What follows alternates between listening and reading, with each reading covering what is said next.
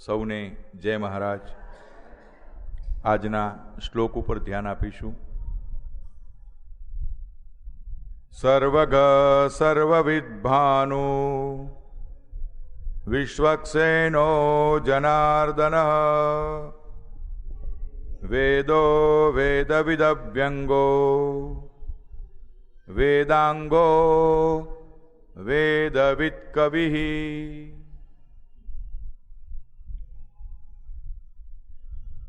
વિષ્ણુ સહસ્રનામરૂપી પવિત્ર પ્રવાહમાં સ્નાન કરી અનેક જન્મોના જે ખરાબ કર્મો છે, પાપો છે, એને દૂર કરી નારાયણ જેવું ચૈતન્ય પ્રાપ્ત કરીએ. નારાયણ પવિત્ર નથી પણ અતિ પવિત્ર છે. જગતની જેટલી પવિત્ર વસ્તુઓ છે એનાથી પણ પવિત્ર કોઈ હોય તો એ નારાયણનું નામ છે. આજનું નામ છે સર્વગહ. સર્વગહ શબ્દનો અર્થ છે સર્વ જગ્યાએ ગતિ કરનારા. કોઈ જગ્યા એવી નથી કે જ્યાં પ્રભુની ગતિ ન હોય.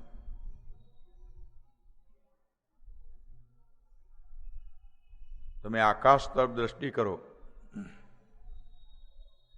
આકાશ ભગવાનનું છત્ર છે ને છત્રની નીચે પ્રભુ બિરાજે છે. એવી કોઈ જગ્યા બતાવો મને પૃથ્વી ઉપર કે જ્યાં તમારા મસ્તક ઉપર આકાશ ન હોય. જેમ આકાશ સર્વત્ર વ્યાપ્ત છે એમ પ્રભુ પણ સર્વત્ર વ્યાપ્ત છે.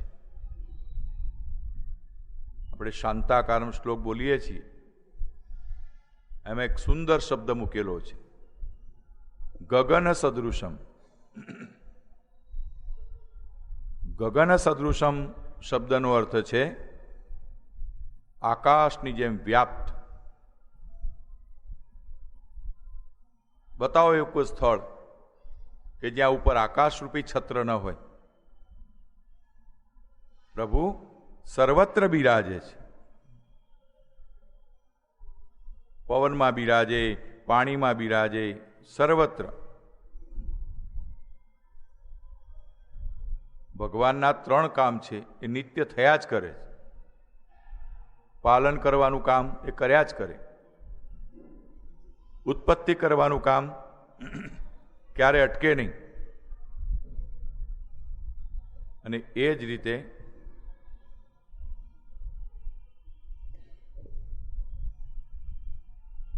સંહાર કરવાનું કામ પણ અટકે નહીં.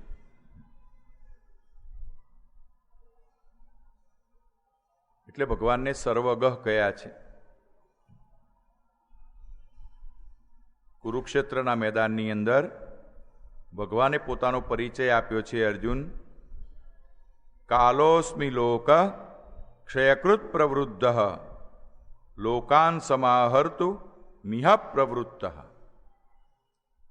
હું કોઈ કૃષ્ણ નથી, હું કોઈ યાદવ નથી, હું કોઈ નંદનો દીકરો નથી. મને ઓળખ, હું કોણ છું. સંહાર કરનારો કાળ છું.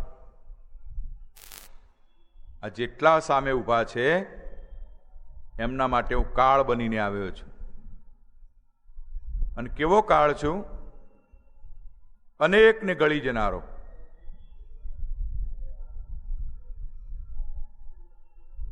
એટલે ભગવાનને બહુ સુંદર નામ આપ્યું છે સર્વગહ. કાલના થોડા નામ ઉપર દ્રષ્ટિ કરીએ. કાલે મને લાગે 2-3 નામ રહી ગયા છે. રુદ્ર નામની આપણે વ્યાખ્યા કરી હતી અને બીજું નામ હતું બહુશિરા, અનેક મસ્તકો ધારણ કરનારા. આ પૃથ્વી ઉપર જેટલા જીવો છે અને જેટલા મસ્તકો છે એમાં પ્રભુ જ્ઞાન રૂપે, ચૈતન્ય રૂપે, બુદ્ધિ રૂપે, વિવિધ રૂપે બિરાજમાન છે. દરેકમાં બુદ્ધિ છે, જીવજંતુ હોય કે પશુ પક્ષી હોય. અમારા અમદાવાદમાં એક દ્રશ્ય બહુ સરસ બને. રોડ ઉપર ગાય ઊભી હોય અને એનો માલિક બાઇક ઉપર બેસીને આવે. દોવાનો સમય થાય ને લેવા માટે. એ ગાય દૂરથી જુએ અને દોડે. લોકોને ખબર પડી જાય કે પેલો આવી ગયો બાઇક લઈને. એનામ કેવી બુદ્ધિ છે તમે જુઓ. રોડ ઉપર અનેક લોકો જતા હોય પણ પોતાના માલિકને ઓળખી લે. બભ્રુહુ, બભ્રુ શબ્દનો અર્થ છે ધારણ કરનારા. ભગવાન જન્મ આપે પણ ધારણ કરે. વિશ્વ યોનિ આગળનું નામ છે. યોનિ શબ્દનો અર્થ છે ઉત્પત્તિ કરનારા. અલગ અલગ સ્વરૂપોની જેને ઉત્પત્તિ કરી છે, અનેક ધાતુઓની ઉત્પત્તિ કરી છે. અને શુચિસ્રવાહ આગળનું નામ છે. જેનું કીર્તન, જેની કથા સાંભળવાથી મનુષ્ય પવિત્ર થાય છે.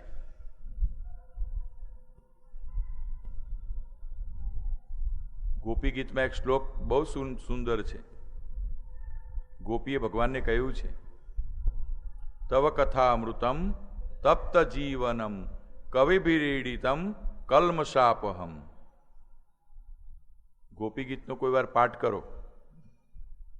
બહુ સુંદર ભાવ મૂકેલા છે. તવ કથામૃતમ તપ્ત જીવનમ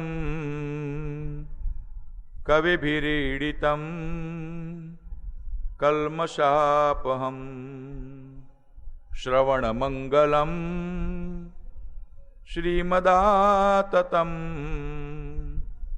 ભુવિ ગૃણંતિ તે ભૂરિદા જનાઃ. હે કૃષ્ણ, જે જીવે એક વાર પણ તારી કથા સાંભળી છે, એક વાર પણ જે બોલ્યો છે શ્રી કૃષ્ણ શરણમ મમ, એના અનેક પાપો દૂર થાય છે. માટે તો હે કૃષ્ણ, અમે ઘરના કામ છોડી અને આખો દિવસ તારું જ કીર્તન કર્યા કરીએ છીએ. શુચિશ્રવા બહુ સુંદર નામ છે. ભગવાનના નામ પાછળ રહસ્યો છે. અમૃત,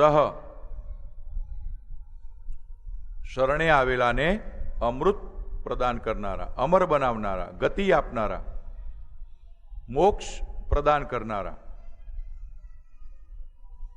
અમૃત કોઈ એવું ટોનિક નથી હો કે તમે હાથમાં લઈને પી લો અને તમને મૃત્યુ ના આવે. આ તો કલ્પના છે. અમૃત કોઈ એવું ટોનિક નથી કે તમે પી લો ને અમર થઈ જાઓ. અમૃત શબ્દનો અર્થ છે જીવને બીજી વાર ક્યારેય પણ જન્મ ન લેવો પડે. આ અમૃત આપનાર. એની આગળનું નામ છે શાશ્વત. ચારેય યુગની અંદર જે જોવા મળે છે, ચારેય યુગની અંદર જેનું કીર્તન થાય છે, ચારેય યુગની અંદર જેના ગુણ ગવાય છે, એ પરમાત્મા. વરારોહ, પૃથ્વીનો ઉદ્ધાર કરનારા શ્રેષ્ઠ પરમાત્મા. અને મહાતપાહા, આપણા માટે તપ કરનારા. હું તમે કોઈ દિવસ કોઈના માટે તપ કર્યું છે? યાદ આવે છે તમને કે કોઈ જીવનું દુઃખ દૂર કરવા માટે તમે તપ કર્યું હોય એવું ભાગ્યે જ તમને યાદ આવશે. આપણે તપ કરીએ છીએ કોના માટે? આપણા માટે, આપણું કલ્યાણ થાય. જે બીજાના માટે તપ કરે એનું નામ સંત કહેવાય. મહારાજે તપ કર્યું પણ પોતાના માટે નહીં, આવનાર ભક્તો માટે. હજુ પણ તપ ચાલુ જ છે. આ સતત રામ કીર્તન થાય છે કોના માટે? આવનાર ભક્તો માટે. અહીંયા જે પગ મૂકે એનું કલ્યાણ થાય. એમ ભગવાનનું પણ એક નામ છે મહાતપાહ. સતત સૂર્ય બનીને તપે છે.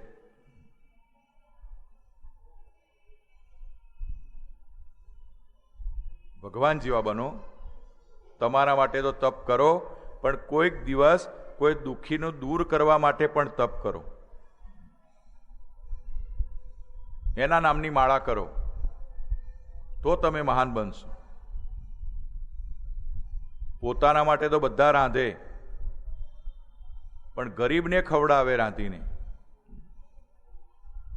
સંતોનું કામ આ જ છે.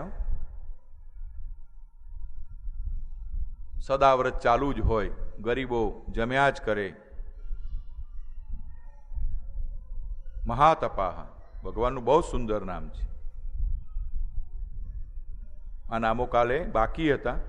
આજનું નામ આપણે જોયું સર્વગહ, સર્વત્ર ગતિ કરનારા. એના પછીનું નામ છે સર્વવિદ ભાનુહુ. પરમાત્મા કેવા છે? બધું જ જાણનારા. સૂર્યરૂપ. આ કેમેરો એવો છે કે સતત ચાલુ હોય, એમાં રોલ બદલવાની જરૂર નહીં, કેસેટ ભરાવાની જરૂર નહીં. આ પરમાત્માનો કેમેરો એવો છે સતત ચાલુ, 24 કલાક, રાત્રે પણ ચાલુ, દિવસે પણ ચાલુ. એટલે વેદોમાં કહ્યું સૂર્ય આત્મા જગત. આખા જગતનો આત્મા કોણ છે? તો સૂર્ય છે.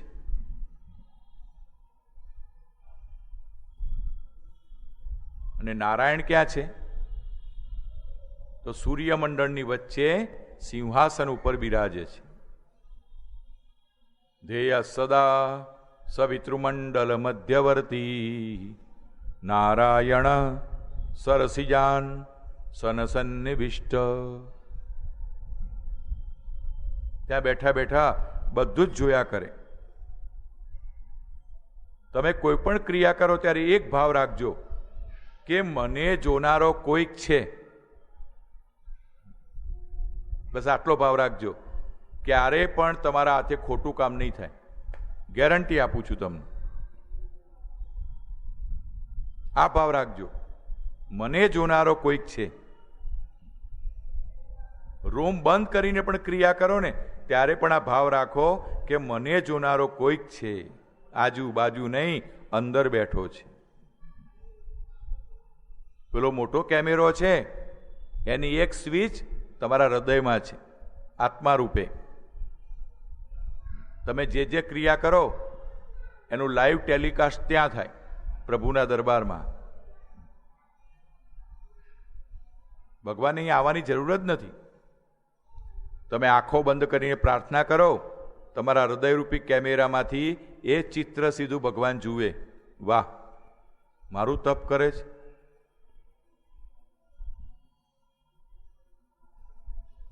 એટલે ભગવાનને બહુ સુંદર કહ્યું છે સર્વવિદ ભાનુ. ભાનુ એટલે સૂર્ય. અને આગળનું નામ છે વિશ્વક્સેન. નામ ઉપર ધ્યાન આપતા રહેજો. ક્યારે પણ પરાસ્ત ન થાય તેવી સેનાવાળા. ભગવાનની સેના કેવી છે? ક્યારે પરાસ્ત થતી નથી. સેનાના બે પ્રકાર છે, દૈવી સેના અને આસુરી સેના. તમારા ઘરમાં દૈવી સેના હશે તો તમારો પરાજય થશે નહીં.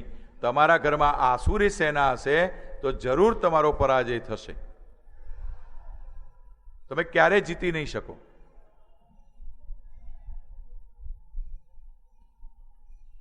મેં મહાભારતની કથા સાંભળી છે કે પાંડવો પાસે કેટલી સેના હતી? 11 સેનાઓ હતી, 11 અક્ષૌહિણી સેનાઓ. અને દુર્યોધન પાસે કેટલી સેનાઓ હતી?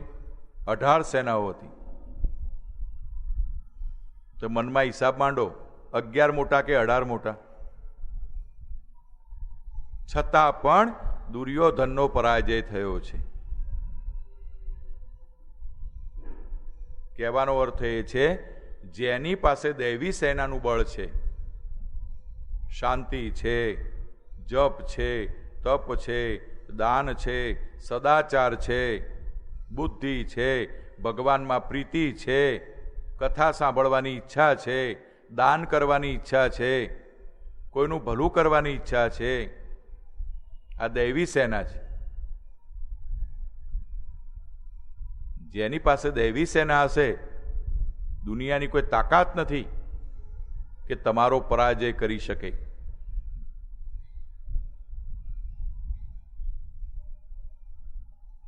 ભગવાને કહ્યું છે ગીતામાં કે 2 પ્રકારના મનુષ્યો છે, એક દૈવી વિચારવાળા, એક આસુરી વિચારવાળા. આસુરી વિચારવાળા કેવા છે? અવજાનંતિ મામ મૂઢા માનુષિમ તનુમાશ્રિતમ. હે અર્જુન, જે ખાવા પીવામાં જ મસ્ત છે. ઘણા વ્યક્તિઓ મેં એવા જોયા છે કે લોકોને એમ જ થાય કે અમારો જન્મ ખાવા માટે જ થયો છે, અમારો જન્મ માત્ર ને માત્ર ભોગ ભોગવવા જ થયો છે. બસ એમની દુનિયા આટલી જ હોય, એમાં જ રાચ્યા કરે. ભગવાન કહે છે, આવા આસુરી બુદ્ધિવાળા ક્યારેય પણ મને પ્રાપ્ત કરી શકતા નથી. અને દૈવી સંપત્તિ માટે ભગવાને કહ્યું છે કે હે અર્જુન, મહાત્માનસ્તુ મામ પાર્થ દૈવીમ પ્રકૃતિમાં સ્થિત. જે મહાત્મા લોકો છે, જે નિર્મળ ભક્તો છે, જે દૈવી સંપત્તિ વાળા છે, એ લોકો મને જાણી શકે છે, પામી શકે છે અને ભજી શકે છે.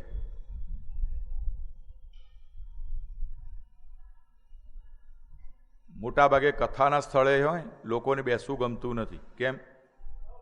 અંદર બેઠેલા જે સંસ્કાર છે એ નહીં બેસવા દેતા નથી. ચાલને બહાર જઈએ, ચાલને બહાર જઈએ, ચાલો દુનિયાના દર્શન કરીએ.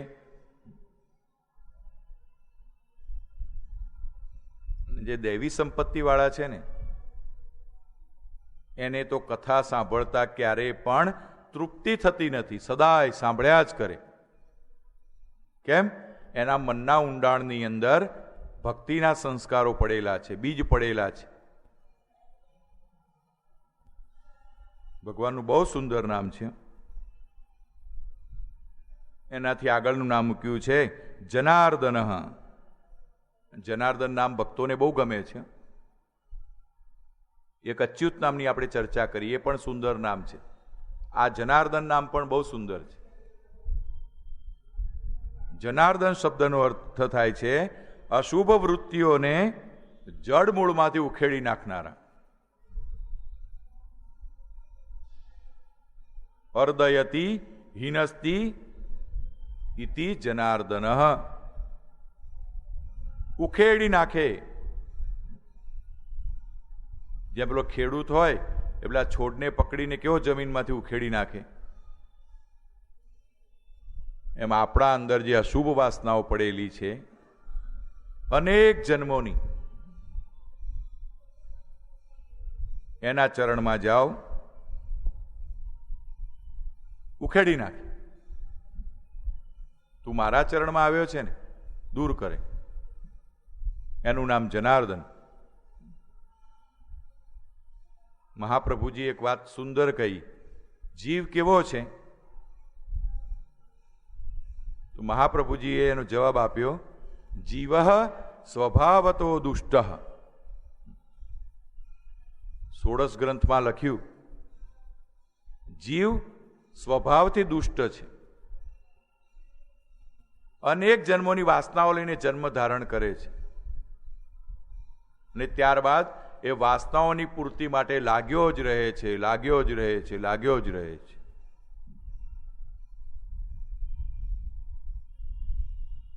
એટલે આપણો જન્મ થયો છે વાસનાઓનો પરાભવ કરવા માટે.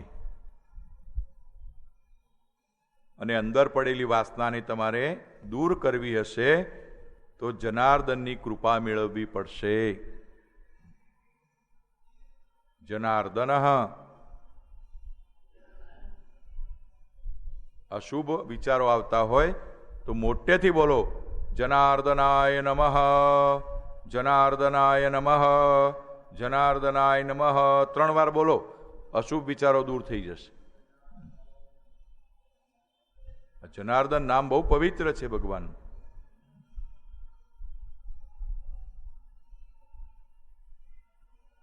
આગળનું નામ મૂક્યું છે વેદ.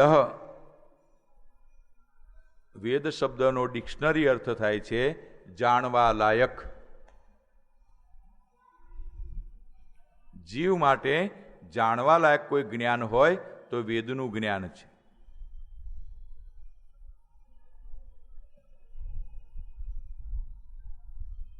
આપણે વેદને છોડ્યા ને માટે મતમતાંતરો થયા. જ્યાં સુધી ભારતની અંદર વૈદિક વિચારો હતા ત્યાં સુધી ધર્મ એક જ ટ્રેક ઉપર ચાલતો હતો, એક જ માર્ગ ઉપર. લોકોએ વેદને છોડી પુરાણોને અપનાવ્યા, અનેક ગ્રંથોને અપનાવ્યા, એમાંથી જુદા જુદા મત થયા. આ સંપ્રદાયવાળા આમ કહે છે, આ સંપ્રદાયવાળા આમ કહે છે. લોકોના મનને ભ્રમિત કરી નાખ્યું. ઘણા બચારા મૂંઝાતા હોય છે, શું કરવું? વેદોને પણ મૂંઝવણ થઈ છે. કસ્મૈ દેવાય હવિખા વિધેમ કિસ દેવ કી ઉપાસના કરે હમ હવિદે કર. મારે કોની ઉપાસના કરવી ભાઈ? વેદો મૂંઝાયા છે. તો એનો જવાબ છે વેદ પ્રણિહિતો ધર્મ. ધર્મ કયો? તો વેદમાં જે વસ્તુ કહેલી છે એનું નામ ધર્મ, અને એનાથી ભિન્ન જે છે એ બધા જ અધર્મ. એટલે વેદ એટલે જાણવા લાયક જ્ઞાન. અને વેદ કોણ છે? વેદો નારાયણો હરિહિ. અહીંયા જુઓ 4 વેદના ગ્રંથો મૂકેલા છે મારી બાજુમાં જ. એ સાક્ષાત હરિ છે. જ્યારે એનું ઉચ્ચારણ કરવામાં આવે ત્યારે એમાંથી હરિ પ્રગટ થાય છે. હરિ ઓમ ગણાનાન્ત્વા ગણપતિ ગૌ હવામહે. ગણપતિ સામે આવીને ઉભા રહે જ્યારે એનું ઉચ્ચારણ કરો. ઇદમ વિષ્ણુર્વિચક્રમે ત્રેધા નિદધે પદમ સમૂઢમસ્ય પાગુસુરે સ્વાહા. વિષ્ણુ આવીને ઉભા રહે સામે, ઉચ્ચારણ કરો. તમને 1-2 મંત્ર તો આવડવા જ જોઈએ, વધારે ના આવડે તો કંઈ નહીં. પણ ખરેખર જો તમે સનાતન ધર્મી હોય તો તમને એકાદ મંત્ર તો આવડવો જ જોઈએ. ન આવડે તો અમારા જેવા પાસે આવો, અમે શીખવાડીશું.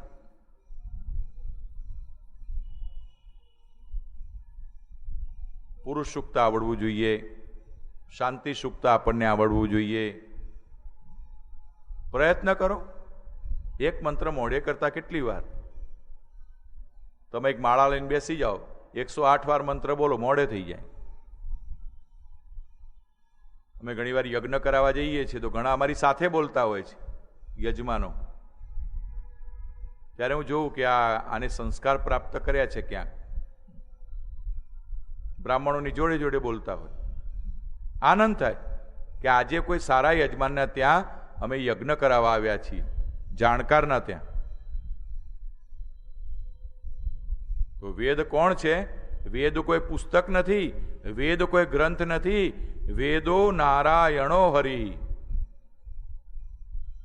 સમાધિ મંદિરમાં આવો ને તો અહીંયા પણ દર્શન કરો વેદ નારાયણના. કોઈ વેદ પાઠી બ્રાહ્મણ જતો હોય તો એને મનોમન પ્રણામ કરો. એ શરીર નથી જતું, આખો વેદ જાય છે તમારી સામેથી. યજ્ઞમાં કોઈ જગ્યાએ મંત્રો બોલાતા હોય, આંખો બંધ કરીને સાંભળો. એક બેન, બહુ સત્ય ઘટના તમને કહું છું, અમદાવાદમાં આવેલા અમેરિકન બાઈ હતા. એ અમેરિકન બેન મણિનગર એરિયામાંથી પસાર થયા. બસ એ તો પોતે વોકિંગ કરતા હતા, એમ જતા હતા.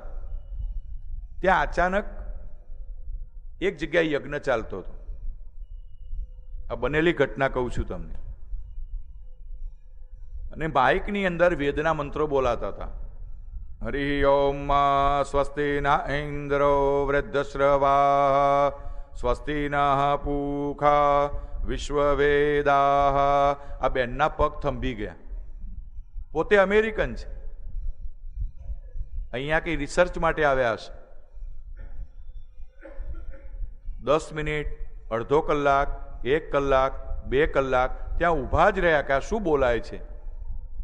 એના શરીરના રૂવાટા ઊભા થઈ ગયા કે આમાં કઈ શક્તિ છે, આ શું છે. આ દિવ્ય વાણી છે, અલૌકિક.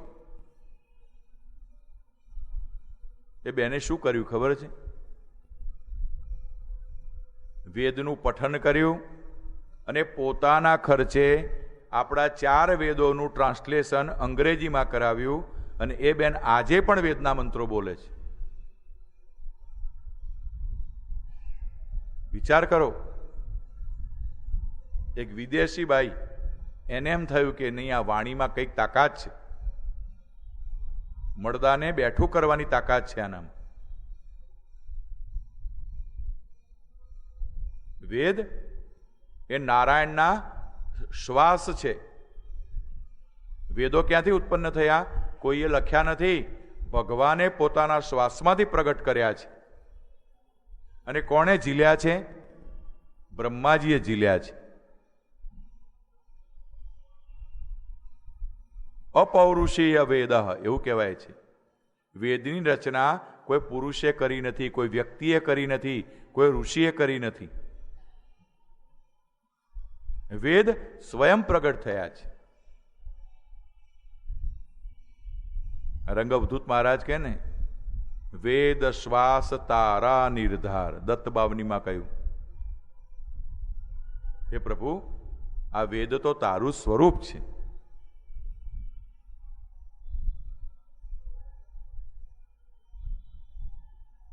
વેદાનામ સામવેદોસ્મી.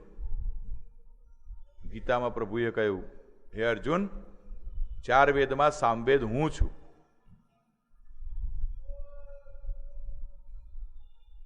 દરેકને એક શોખ હોય ને. કોઈને ગીતો ગાવાનો શોખ હોય, કોઈને નાટક સિનેમા જોવાનો શોખ હોય, કોઈને નિંદા કરવાનો શોખ હોય.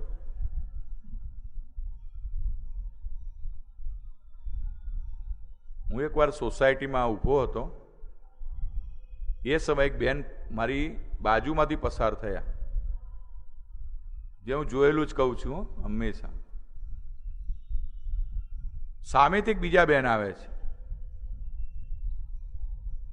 બંને બેને એકબીજાને જય શ્રી કૃષ્ણ કહ્યું. જય શ્રી કૃષ્ણ. પેલા બેન કે જય શ્રી કૃષ્ણ. કેમ દેખાતા નથી? કઈ સાંભળ્યું કે નહીં? પેલી બેને શું જવાબ આપ્યો ખબર છે? મને ક્યાંથી ખબર હોય, હું તો મંદિરે આવતી જ નથી હમણાંથી. ત્યારે મને વિચાર આવ્યો કે આ શું મંદિર શું છે? સમાચાર પત્ર છે? વાતો જાણવાનો અડ્ડો છે?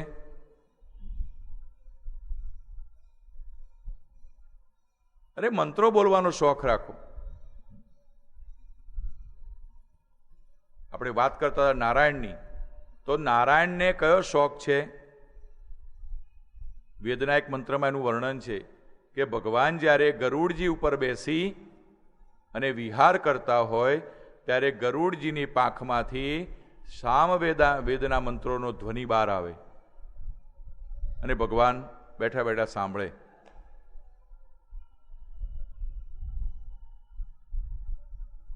ભગવાન પોતે સાંભળે છે.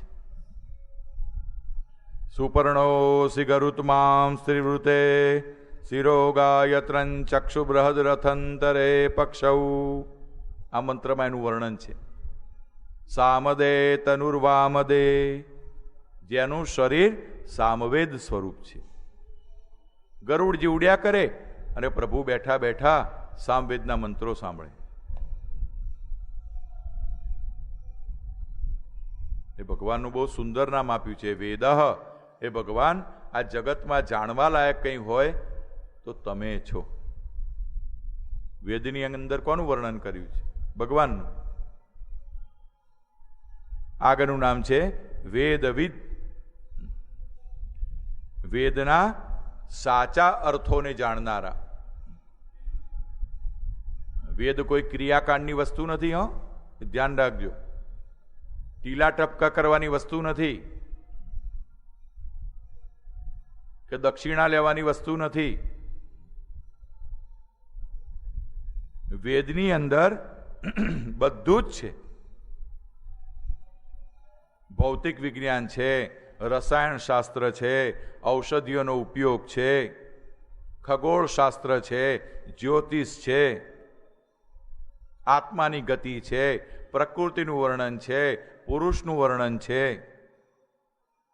ઘણાને એવો ખ્યાલ હોય કે વેદ એટલે તો પૂજા કરવાની વસ્તુ. એવું નથી. આજે આપણે વેદને છોડ્યા અને અંગ્રેજોએ અપનાવ્યો.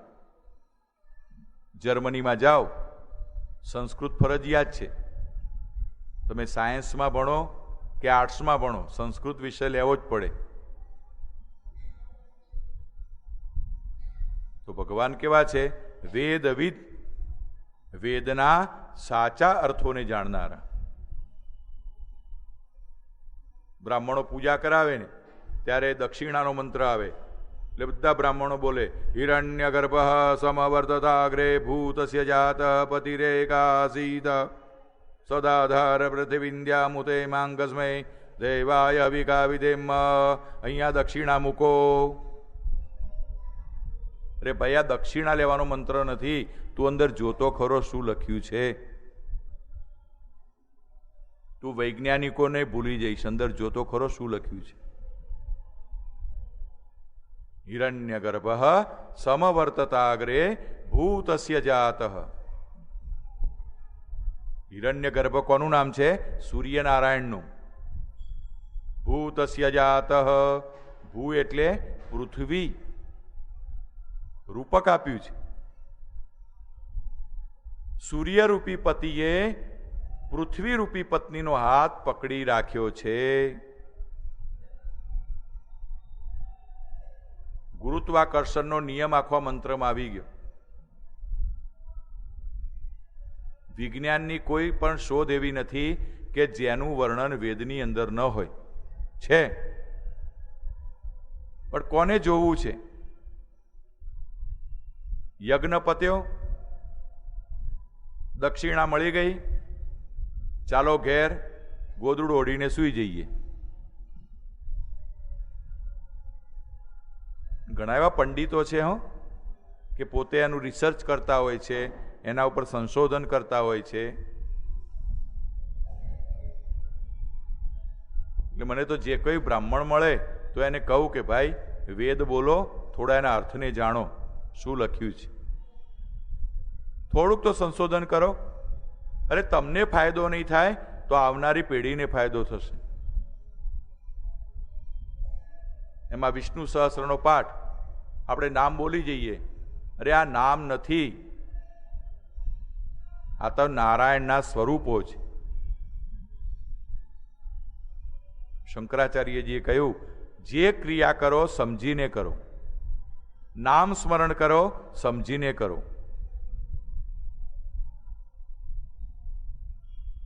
બસ પેલા ગાડરિયા પ્રવાહની જેમ એક બોલે ને બીજો બોલે એવું નહીં. સમજો, કોઈને પૂછો, જાણો.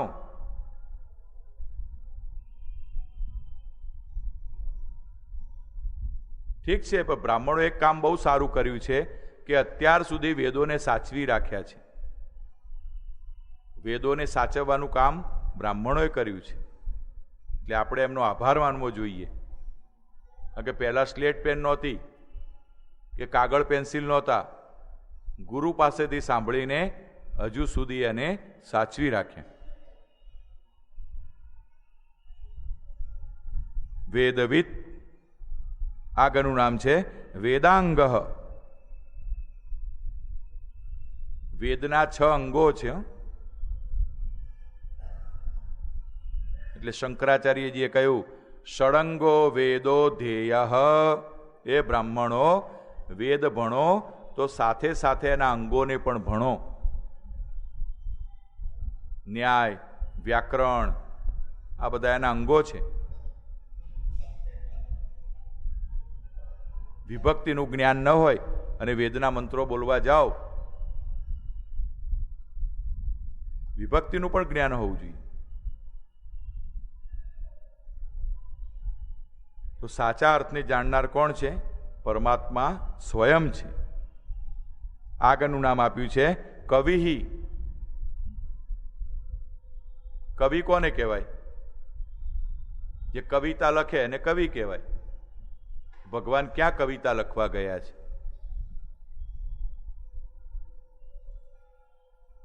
અરે મોટામાં મોટા કવિ તો પ્રભુ છે, નારાયણ સ્વયં છે. અરે કુરુક્ષેત્ર જેવા ભયાનક વાતાવરણની અંદર જેને 700 શ્લોકની કવિતા બોલી નોન સ્ટોપ, ક્યાંય અટક્યા વગર, ધર્મક્ષેત્રે કુરુક્ષેત્રે સમવેતા યુયુત્સવ મામકા પાંડવાશ્ચૈવ કિમકુર્વત સંજય. સંજય ઉવાચ દ્રષ્ટ્વા તુ પાંડવાનીકમ વ્યુઢમ દુર્યોધનસ્તદા. 700 શ્લોકની ગીતા. દુનિયાનું શ્રેષ્ઠ કાવ્ય કોઈ હોય તો શ્રીમદ ભગવદ્ ગીતા છે. કોઈ સંપ્રદાય કે કોઈ ધર્મ એવો નથી જેને ગીતાને ન અપનાવી હોય. બધાએ અપનાવી છે. મુસ્લિમોએ, પારસીઓએ, અંગ્રેજોએ, દરેકે અપનાવી છે. કેમ? શ્રેષ્ઠ ગીત છે પરમાત્માનું.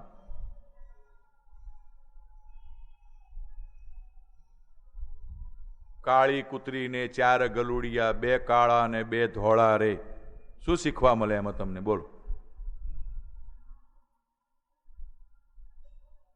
કલાપી જેવી કવિતા હોય, એ પંખીની ઉપર પથ્થરો ફેંકતા ફેંકી દીધો, વાગ્યો એને અરપડી ફાળ હૈયા મહી તો.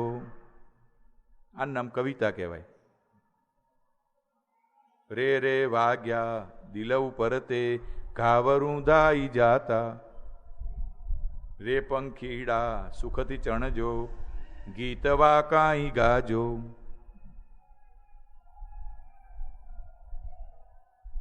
ભગવાન જેવો કવિ કોઈ નથી. એની કૃપા થાય ને તો તમે પણ કવિ બની શકો. હું તમને ગેરંટી આપું છું. મીરાબાઈનું કોઈ કાવ્ય ઉઘાડો અને વાંચો. વેદાંતનું ચેપ્ટર વાંચતા હોય તમે, નરસિંહ મહેતાનું કાવ્ય ખોલો, ક્યાં ભણવા ગયા છે? છતાં ધારા પ્રવાહ કવિતા મોઢામાંથી નીકળે.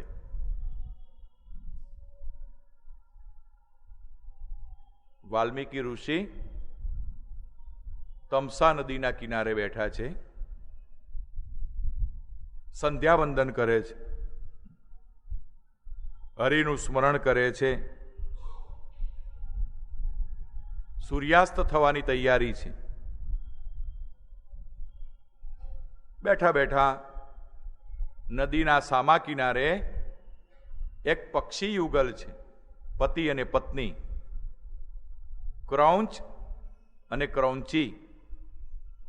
આપણે ગુજરાતીમાં એને કહીએ સારસ અને સારસી.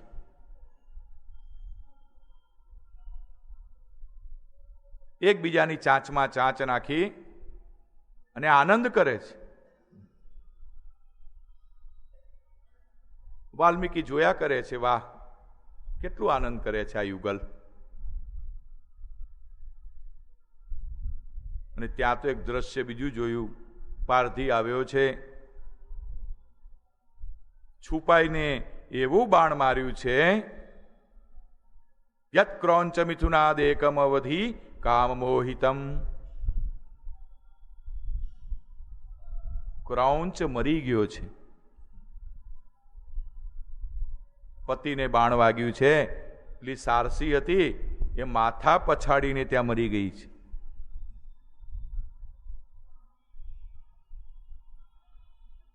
વાલ્મીકીની આંખમાંથી આંસુ સર્યા છે. એ પારધી, આ તે શું કર્યું? તને શું મળ્યું? આનંદ કરતા એક યુગલને તે માર્યું. કામ મોહિતમ. જ્યાં હું તને શ્રાપ આપું છું, કોઈ જન્મે તને શાંતિ મળશે નહીં.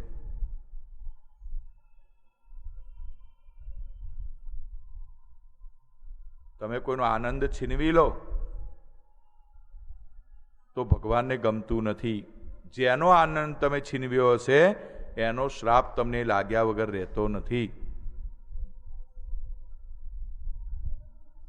અને રામાયણની રચનાનો પહેલો શ્લોક બહાર પડ્યો છે મુખમાંથી.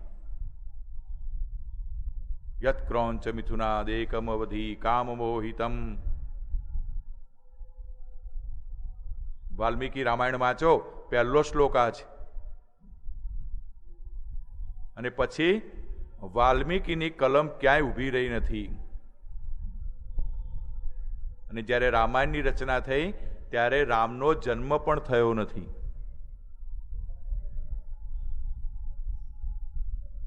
માટે પ્રભુને કવિ કયા છે.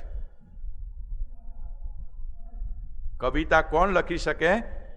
વાલ્મીકી જેવો જે સરળ હૃદયનો વ્યક્તિ હોય એના હૃદયમાંથી આ ઝરણું ફૂટે. તમે કોઈ પણ કવિની કવિતા વાંચો અને તમારી આંખમાં પાણી આવે અથવા તમે ભાવ વિભોર થઈ જાઓ ત્યારે સમજી લેજો આ કવિ ઉપર ભગવાનની કૃપા છે.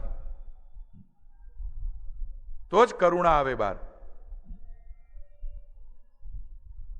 કાવ્યમ રસાત્મકમ વાક્યમ. કવિતા કોને કહેવાય? તો રસયુક્ત જે લીટીઓ લખેલી હોય, વાક્યો લખેલા હોય. હા પસ્તાવો વિપુલ ઝરણું સ્વર્ગથી ઉતર્યું છે, પાપી એમાં ડૂબકી દઈને પુણ્યશાળી બને છે. તો કવિ શબ્દનો અર્થ છે વિવિધ રચનાઓ કરનારા અને કરાવનારા.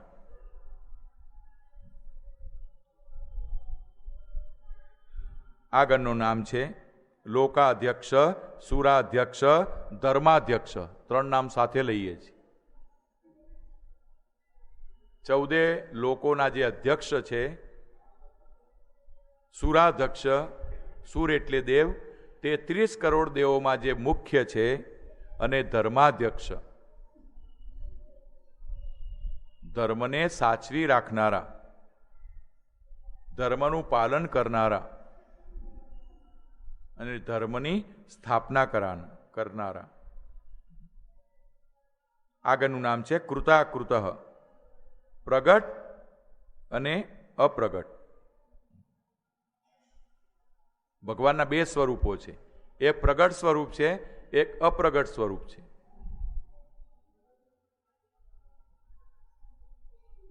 તમે મોઢેથી બોલો શ્રી રામ જય રામ, જય જય રામ, શ્રી રામ જય રામ, જય જય રામ. આ પ્રગટ સ્વરૂપ છે. મોઢામાંથી શબ્દો બહાર પડ્યા. અને અપ્રગટ સ્વરૂપ કયું છે? તમને બોલાવે છે કોણ અંદર બેઠો બેઠો? એ ભગવાનનું અવ્યક્ત સ્વરૂપ છે, અપ્રગટ સ્વરૂપ છે અંદર.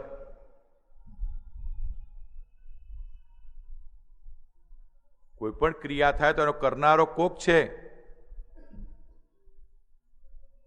આપણે સૂર્યનારાયણ તરફ દ્રષ્ટિ કરીએ તો એ ભગવાનનું પ્રગટ સ્વરૂપ છે, આપણે જોઈ શકીએ. પણ સૂર્ય કોની શક્તિથી પ્રજ્વલિત થાય છે એ અપ્રગટ છે, એને જાણી શકતા નથી. તો ભગવાનના બે સ્વરૂપ કયા છે, પ્રગટ સ્વરૂપ અને અપ્રગટ સ્વરૂપ. કૃતાકૃત, વ્યક્ત સ્વરૂપ અને અવ્યક્ત સ્વરૂપ.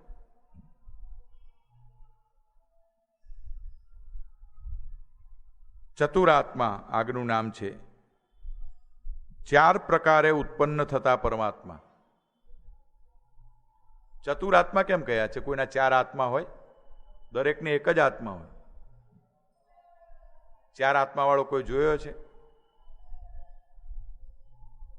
ચતુરાત્મા શબ્દનો અર્થ છે 4 પ્રકારે પ્રગટ થનારા. 4 પ્રકારના જીવો. ભગવાને 4 પ્રકારના જીવો બનાવ્યા છે. પહેલું બનાવ્યો અંડજ. સમય થાય ઈંડું ફોડીને બહાર આવે, એનું કોચલું તોડીને.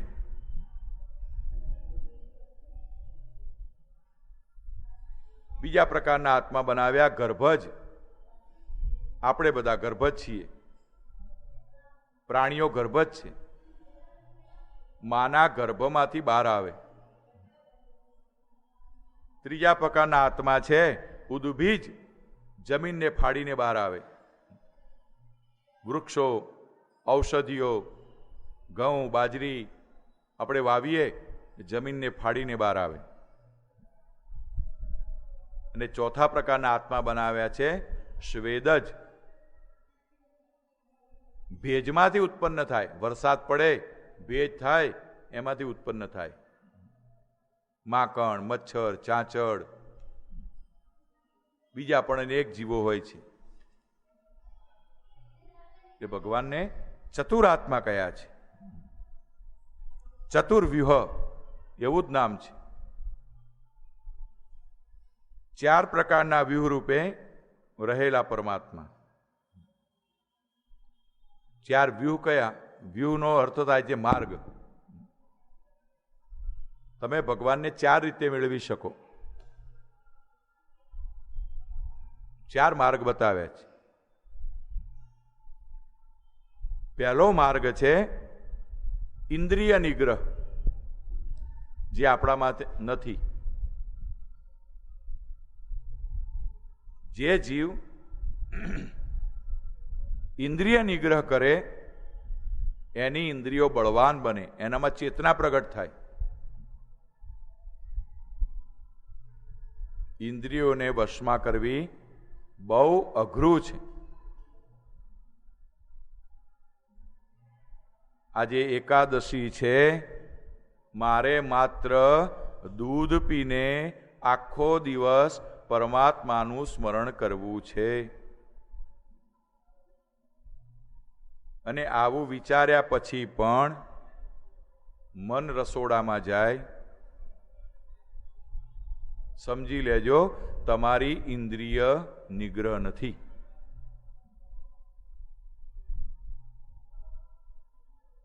બધું જાણતા હોવા છતાં લોભ ન છૂટે. નિંદા કરવાની ઈચ્છા થાય, નિંદા સાંભળવાની ઈચ્છા થાય, અશુભ બોલવાની ઈચ્છા થાય, બીજાનું પડાવી લેવાની ઈચ્છા થાય, ચોરી કરવાની ઈચ્છા થાય, કપટ કરવાની ઈચ્છા થાય. સમજી લેજો તમારામાં ઇન્દ્રિય નિગ્રહ નથી. ઇન્દ્રિય નિગ્રહ કરવો પડે. આ ચાતુર્માસ ચાલે છે ને, જો ચાતુર્માસનો અર્થ જ એ છે ઇન્દ્રિય નિગ્રહ. એક ટાઈમ જમવું, જમીન ઉપર સૂવું અને બને એટલું નામ સ્મરણ, કીર્તન, માળા વગેરે કરવું.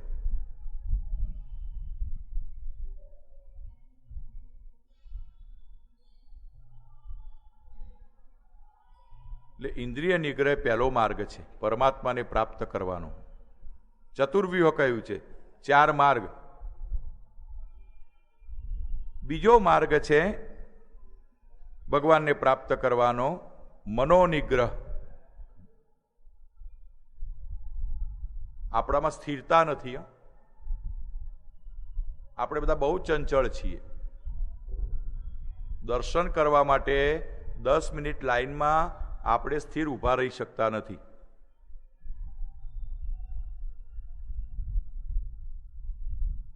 વિષ્ણુ સહસ્રનો પાઠ કરીએ, પાઠ થાય છે પણ મનથી થતો નથી, મન સ્થિર નથી.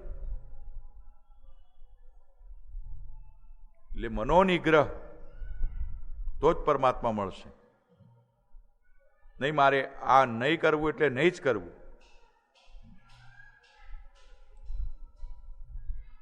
અકર્તવ્યમ નૈવ કર્તવ્યમ, કર્તવ્યમ એવ કર્તવ્યમ. કરવાનું છે એ જ કરો, નથી કરવાનું એ ન કરો. જો પરમાત્માને મેળવવા હશે તો.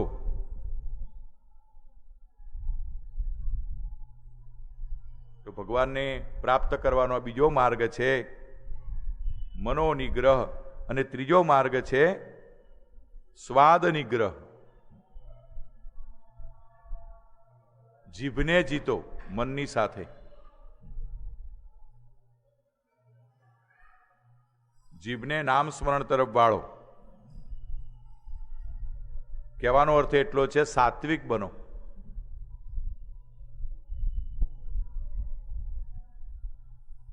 ઘણા એવું કહે વાત વાતમાં, હું તો જમવા બેસું એટલે અથાણું જોઈએ જ મારતો, મારે પાપડ વગર ન ચાલે,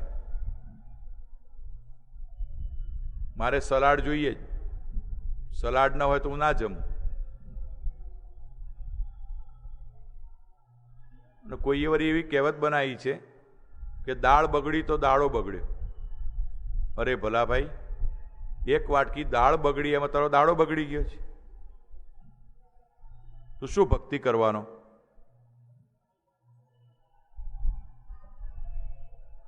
સ્વાદ નિગ્રહ કરો, સ્વાદ નિગ્રહ. સાત્વિક જમો. ભક્તિ કરવી હોય તો સાત્વિક જમો, ઓછું જમો. રોટલી, દૂધ, ભાત, ઘી, સાત્વિક આહાર લો. આ ત્રીજો માર્ગ છે.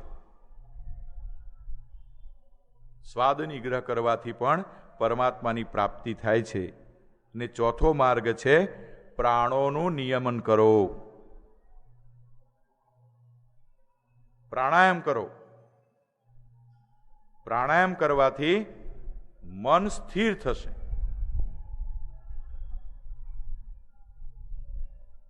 આપણા ઋષિઓએ એક સાદો અને સીધો પ્રાણાયામ બતાવ્યો છે. જમણા નાકથી શ્વાસ લેવો અને ડાબા નાકે એને બહાર કાઢવો. ડાબા નાકથી લેવો અને જમણા નાકથી બહાર કાઢો. ફક્ત 3 જ વાર કરવાનું છે, વધારે વાર નહીં. 3 વખત જમણા નાકે લેવાનો છે અને ડાબા નાકે બહાર કાઢવાનો છે. 3 વાર ડાબા નાકે લેવાનો છે અને જમણા નાકે બહાર કાઢવાનો. બીજા પ્રાણાયામ પડશો નહીં, ઉલમાંથી ચૂલમાં પડશો. હવે તો ખબર નહીં કોણે આટલા બધા પ્રાણાયામો શોધી કાઢ્યા છે. કોઈ એ બધા યોગી માટે છે, તમારા માટે નથી.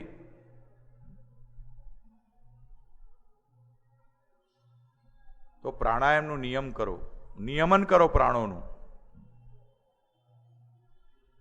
અને પ્રાણોનું નિયમન કરવાથી કયો ફાયદો થાય છે?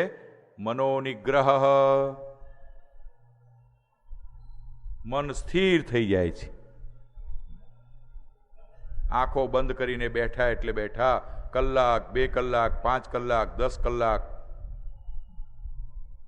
સમાધિ લાગી જાય.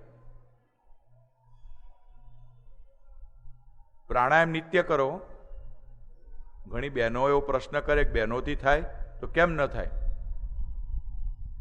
દરેક શરીરધારી પ્રાણાયામ કરી શકે, એ સ્ત્રી હોય કે પુરુષ હોય. પણ સાદો પ્રાણાયામ કરો, કોઈ નુકસાન ન થાય તમને. સાંજ સવાર કરો. મેં તમને સાદી રીત બતાવી. જમણા હાથથી ઊંડો શ્વાસ લેવાનો, જમણા નાકથી થોડી વાર રોકી રાખવાનો, એકાદ અડધી મિનિટ જેવો. પછી ડાબા નાકેથી એને બહાર કાઢવાનો. અને એ વખતે કોઈ મંત્રનું સ્મરણ કરવાનું. આવું તમે રોજ કરશો ને તો તમારું જે ચંચળ મન છે એકદમ સ્થિર થઈ જશે. અને મન સ્થિર થશે પછી તમે કોઈ પણ ક્રિયા આસાનીથી કરી શકશો. ગીતામાં જ પ્રશ્ન કર્યો છે અર્જુનજીએ ભગવાનને કે ભગવાન, તમે ક્યારના યોગી બનવાની વાત કરો છો, પેલા મનને જીતવાની તો વાત કરો. ચંચલભી મન કૃષ્ણ પ્રમાથી બલભદ્રઢ. આ ચંચળ મનને કાબુમાં કેવી રીતે કરવું? સુંદર નામ છે ચતુર્વ્યુહ, અને એના આગળ એવું જ નામ છે ચતુર્દ્રંષ્ટ્ર. દંષ્ટ્ર શબ્દનો અર્થ થાય છે દાઢ. 4 દાઢો વાળા પરમાત્મા.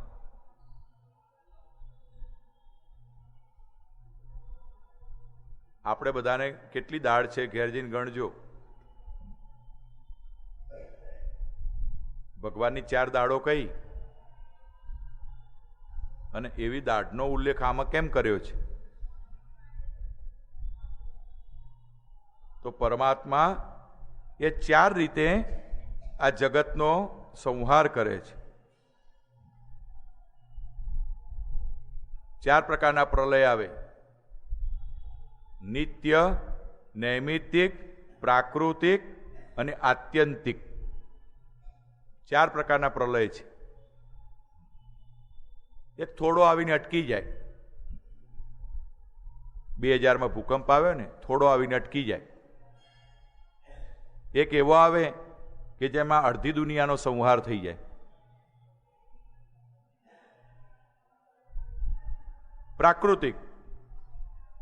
પ્રાકૃતિક પ્રલય એટલે સમુદ્ર પોતાની માજા છોડી દે, સુનામી આવે. સુનામી એટલે માજા છોડવી, ધરતી ફાટી જવી, સૂર્યની ગરમી વધી જવી. ને ત્યારે શું થાય છે? અનેક જીવો ભગવાનની દાઢોમાં સમાઈ જાય છે. અને ચોથા નંબરનો આત્યંતિક પ્રલય. કંઈ પણ જોવા ન મળે, રસાતાળ. તમને કોઈ ઘર જોવા ન મળે, કોઈ વૃક્ષ જોવા ન મળે, કોઈ પર્વત પણ જોવા ન મળે, સર્વત્ર જલ. તો આ ભગવાનની દાઢો છે. ક્યારે કઈ દાઢમાંથી પ્રલય આવે એ કહી ન શકાય.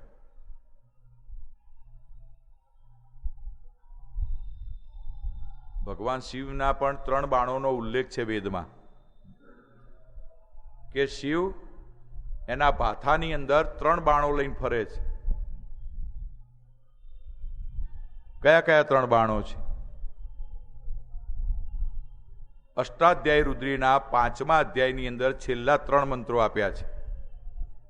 નમોસ્તુ રુદ્રેભ્યો જે દિવિજેખામ વરેખમિખવ તેભ્યો 10 પ્રાચીર 10 દક્ષિણા 10 પ્રતિચીર 10 દશોર્ધ્વાહ. અને એમાં દાઢનો ઉલ્લેખ છે. જંભે દધમઃ. અમે અમારા શત્રુઓને તમારી દાઢમાં મૂકીએ છીએ. કયા 3 બાણ છે? એક વૃષ્ટિરૂપી બાણ. ભગવાનને જ્યારે પ્રલય કરવો હોય એટલી બધી વૃષ્ટિ કરે, એટલી બધી વૃષ્ટિ કરે કે સર્વત્ર જળબંબાકાર. શિવનું બીજું બાણ છે વાયુરૂપી બાણ.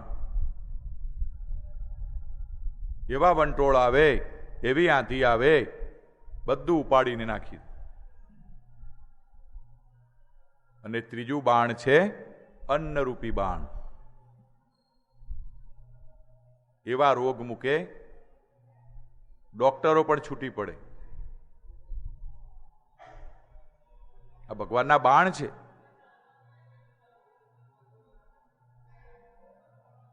પ્લેગ ફાટે તો પ્લેગને કોણ રોકી શકે? કોઈ ન રોકી શકે. ડોક્ટરે ન રોકી શકે. ગાંઠ થાય, ગાંઠ ફાટે, માણસનું મૃત્યુ.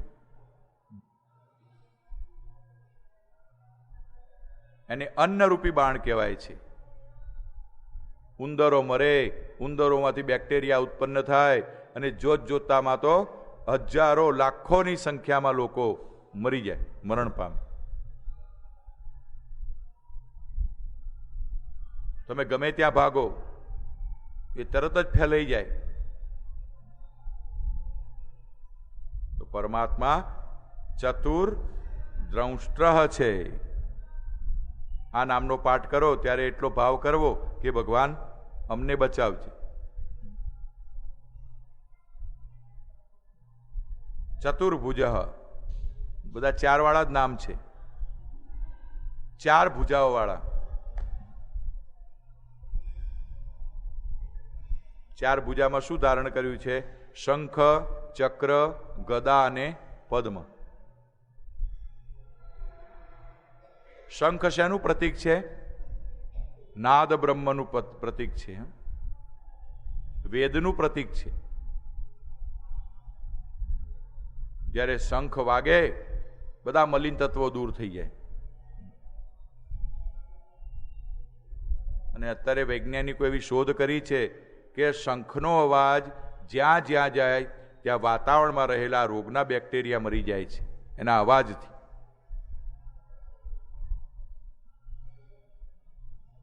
ભગવાને એક જ વાર શંખ વગાડ્યો છે કુરુક્ષેત્રના મેદાનમાં, પણ એવો વાગ્યો કે કૌરવોના હૃદયો ચીરાઈ ગયા. હૃદયાની વ્યદારયન. તમે ઠાકોરજીને પ્રણામ કરો ને ત્યારે જ્યારે શંખને પ્રણામ કરો ત્યારે વેદને પ્રણામ કરો. વેદ સ્વરૂપ છે, નાદ બ્રહ્મ છે. હે નાદ બ્રહ્મ, તને પણ પ્રણામ. ભગવાને ગદા પકડેલી છે. ગદાનો આકાર કેવો હોય? આમ જોડાયેલો. યોગનું પ્રતીક છે. ગદા દ્વારા ભગવાન કહે છે યોગી બનો. ચક્ર એ જ્ઞાનનું પ્રતીક છે, તેજનું પ્રતીક છે. તમસોમાં જ્યોતિર્ગમય. ને ચોથી વસ્તુ ધારણ કરી છે કમળ. ભગવાન કહે છે આવો બન, પછી હું તને અપનાવીશ. નિર્લેપ બન. કમળને કેમ અપનાવ્યું છે? કમળ નિર્લેપ છે. તો આ ચાર નામ ભગવાનના ચારના આંકડા ઉપર ચાલ્યા છે. ચતુર્વ્યુહ, ચતુર્દ્રંષ્ટ, ચતુર્ભુજ.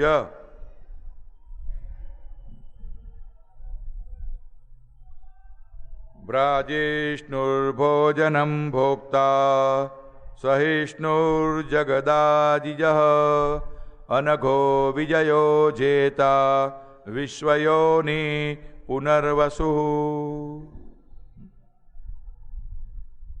આ શ્લોકમાં ભગવાનને કહ્યા છે બ્રાજિષ્ણુ.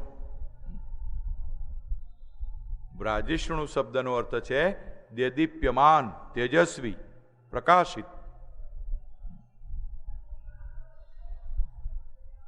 ભગવાનના મુખ્ય ત્રણ સ્વરૂપો વર્ણવ્યા છે: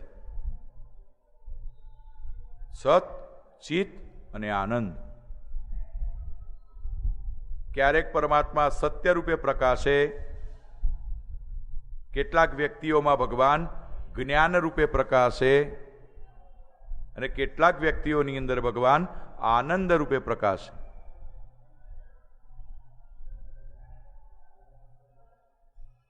ભક્ત કેવો છે એ પ્રમાણે ભગવાન એનો પ્રકાશ અંદર પધરાવે.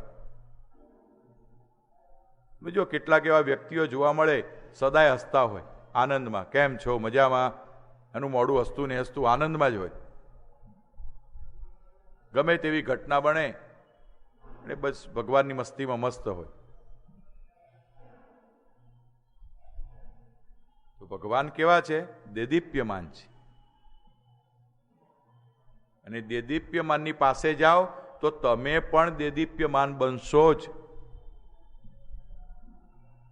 તમે કોઈ આનંદી માણસ જોડે બેસો ને તો તમને આનંદ મળે, તમને હસાવે, સારી સારી વાતો કરે. અને કોઈ ઉદાસીન વ્યક્તિ જોડે બેસો તો તમને પણ ઉદાસીનતા લાવે. જવા દો ને, હવે ભગવાન જેવું તો કંઈ જ નથી. હવે મંદિરમાં તો કંઈ જવાતું હશે? ભગવાન જેવું કોને જોયા છે ભગવાન? એમ કરીને તમારું પણ ઉત્સાહ તોડી નાખે. આ તો બધી વાતો છે, તમને પણ એના જેવા બનાવે. જાઓ તો કોની પાસે જવું? દેદીપ્યમાન જોડે. નારાયણ પાસે જશો તો તમને પણ પ્રકાશ, જ્ઞાન વગેરે પ્રાપ્ત થશે. એક અણુમાં છે ને, એક અણુ માત્રમાં દુનિયાનો સંહાર કરવાની શક્તિ છે ભગવાનના એક અણુમાં. અને એનું સૌથી મોટું ઉદાહરણ કોઈ હોય ને તો વડનું વૃક્ષ છે. તમે જોયું છે વડનું વૃક્ષ? બધાએ જોયું હશે. આ પૃથ્વી ઉપર સૌથી મોટું વૃક્ષ કયું? તો કે વડનું. તમે શાંતિથી કોઈ વાર એવું વિચાર્યું છે કે આ પૃથ્વી ઉપર સૌથી નાનું બીજ કોનું? તો વડનું બીજ જોયું છે? બાજરીથી પણ 10મા ભાગનું નાનું, એકદમ નાનું. વિચાર કરો, જેનું બીજ સૌથી નાનું છે એમાંથી નીકળતું ચૈતન્ય સૌથી મોટું છે.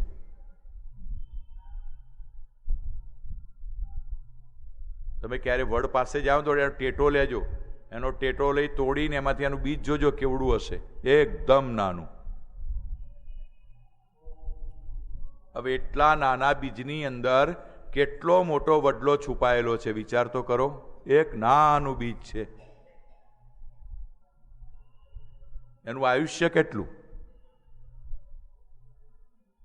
એમ આપણો આત્મા પણ વડલાના બીજ જેવો છે, એકદમ સૂક્ષ્મ, પણ આખા શરીરને ચલાવે, હસાવે, રડાવે, દોડાવે, ભણાવે. ભગવાન અંદર તે જ રૂપે બેઠેલા છે.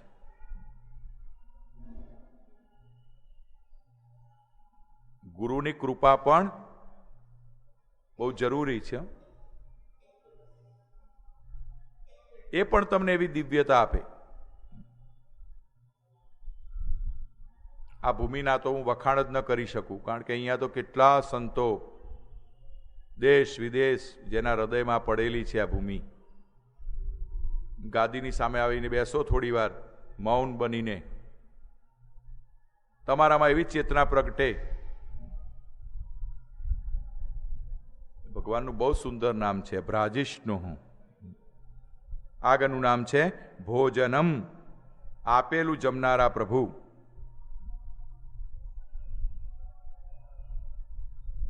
તમે જે આપો એ જમે બચારા. આપણે ભગવાનને બિચારા બનાવી દીધા. આપણે જે આપીએ એ જમે. ક્યાં બેઠા બેઠા જમે? અંદર બેઠા બેઠા જમે.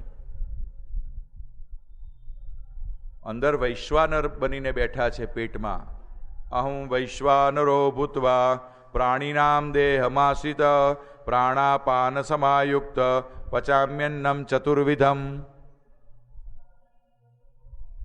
તમે ડુંગળીના ભજીયા ખાશો તો બચારા ભગવાનની અંદર ડુંગળીના ભજીયા ખાવા પડશે.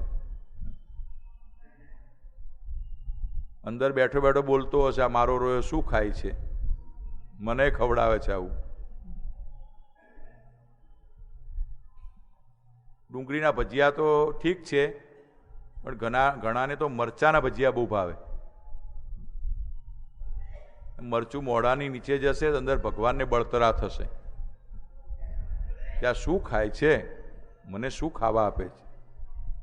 અને એવા ખીજાશે અંદર બેઠા બેઠા કે તમારું મન અસ્થિર કરી નાખશે. લે તે મને મરચું ખવડાવ્યું ને, હવે તને રાત્રે ઊંઘ જ નથી આવવાની. જો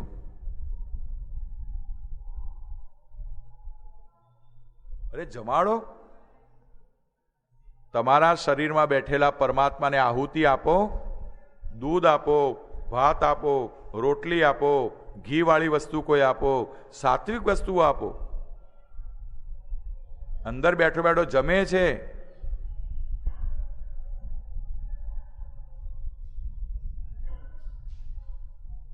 સવાર પડે ને ભગવાનને એવી બધી વસ્તુઓ આપે, ચા આપે. તમારે ચા છોડવી હોય ને તો એક તમને કિમિયો બતાવું.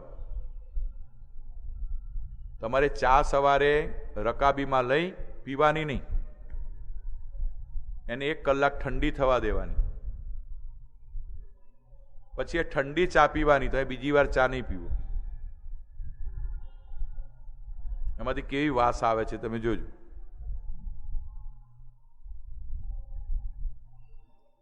તો આ નામ બોલો ને, ભોજનમ, ત્યારે આટલો ભાવ રાખો કે હે પ્રભુ, હું જે કંઈ જમીશ એ તને આનંદ થાય એવું જમીશ. ભલે હું રોટલી ને દાળ ખાઈશ, પણ તને આનંદ થાય સાત્વિક આહાર તને આપીશ. અને આગળનું નામ પણ એવું જ છે, ભોજનમ, પછી ભોગતા, ભોગવનારા. જમો તમે અને ભોગવે કોણ? અંદર બેઠેલા નારાયણ.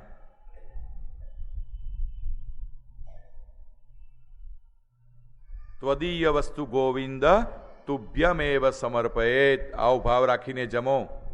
આ તે જ આપ્યું છે અને તને જમાડું છું.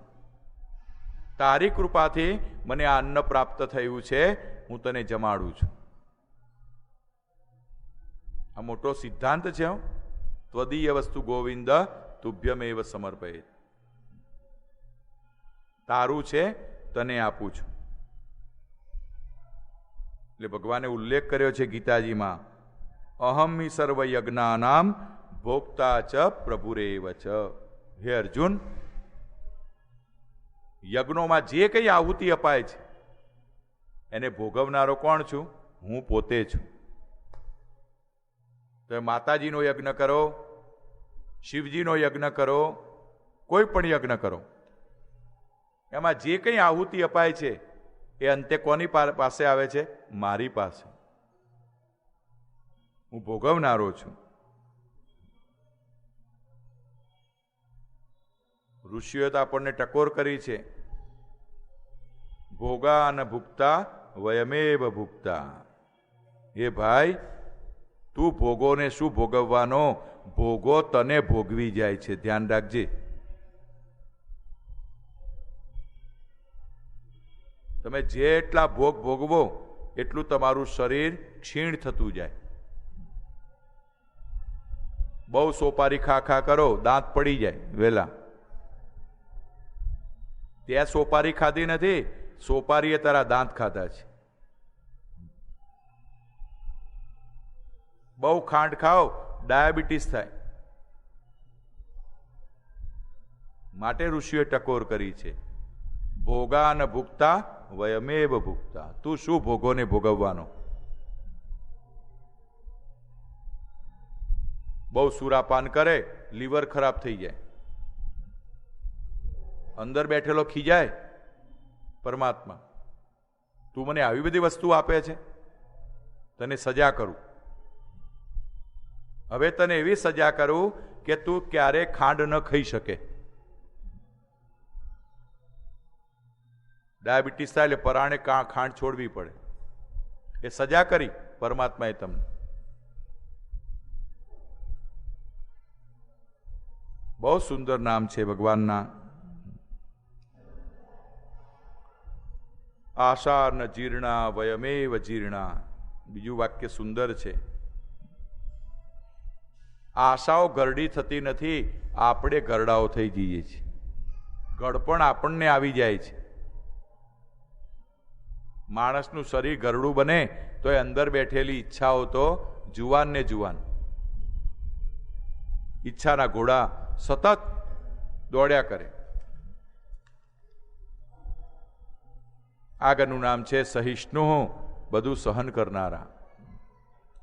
ભગવાન જેટલી સહનશીલતા આપણામાં નથી, ધ્યાન રાખજો. તમે પૃથ્વી પર થૂંકો તો પૃથ્વી તમને કંઈ કહેતી નથી કે કેમ મારી ઉપર થૂંક્યો. મળમૂત્રનો ત્યાગ કરો, પૃથ્વીની અંદર કેમિકલ પધરાવો. આ મોટી મોટી ફેક્ટરીઓ છે, એનું બધું કેમિકલ ક્યાં જાય છે? પૃથ્વીના પેટાળમાં. ભગવાન બેઠો બેઠો આપણને કહે છે, ભલા ભાઈ, મેં તને આવી પૃથ્વી આપી હતી? મેં તો કેવા સરસ મજાના સરોવર, નદીઓ, પર્વતો, જંગલો, અને તે આવી બનાવી.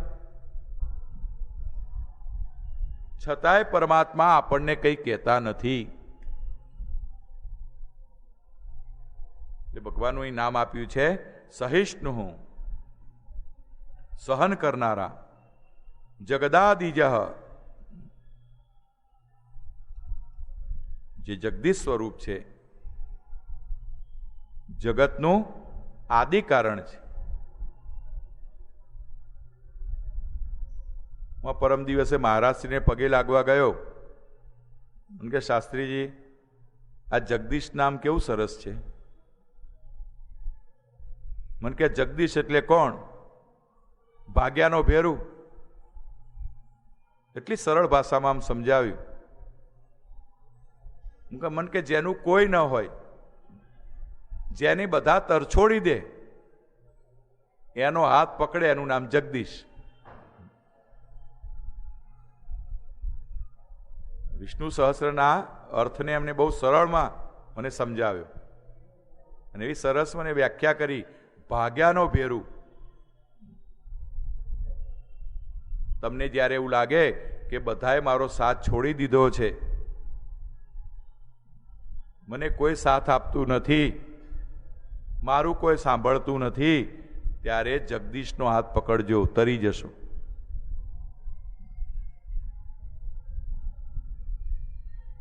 બહુ સુંદર નામ છે, જગદાદિજ, જગતનો આદિ પિતા.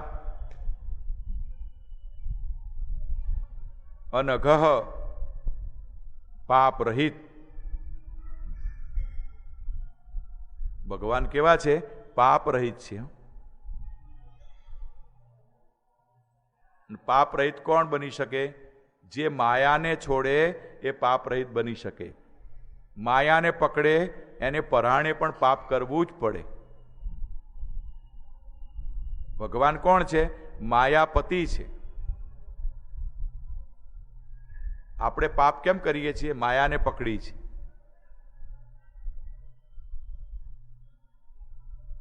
માયાને છોડો તો પાપ નહીં થાય, અને માયા છૂટી શકે એમને છે નહીં. અને માયા છૂટે એટલા માટે તો વિષ્ણુ સહસ્રનો પાઠ કરવાનો છે. તમને ખબર નહીં પડે ને તમારી માયા છૂટી જશે, અને તમે પણ અનઘ બની જશો. અનઘ શબ્દનો અર્થ છે પાપ રહિત, નિર્મળ. વિજય, સદાય વિજય પ્રાપ્ત કરનારા.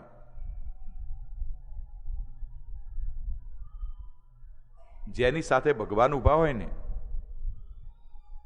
કોઈની તાકાત છે કે એનો પરાજય કરી શકે? મહાભારતના યુદ્ધની અંદર અર્જુનની તાકાત છે કે અર્જુન કર્ણને મારી શકે? અર્જુનની તાકાત છે કે દ્રોણાચાર્યને મારી શકે, ભીષ્મને મારી શકે? કોઈ તાકાત નથી અર્જુનની. અરે ભીષ્મ એક બાણ મારે, અર્જુનને રથ સાથે ઉપાડી અને કુરુક્ષેત્રના મેદાનની બહાર ફેંકી દે, બ્રહ્માંડમાં. અર્જુન તો બચ્ચું છે, બાળક છે.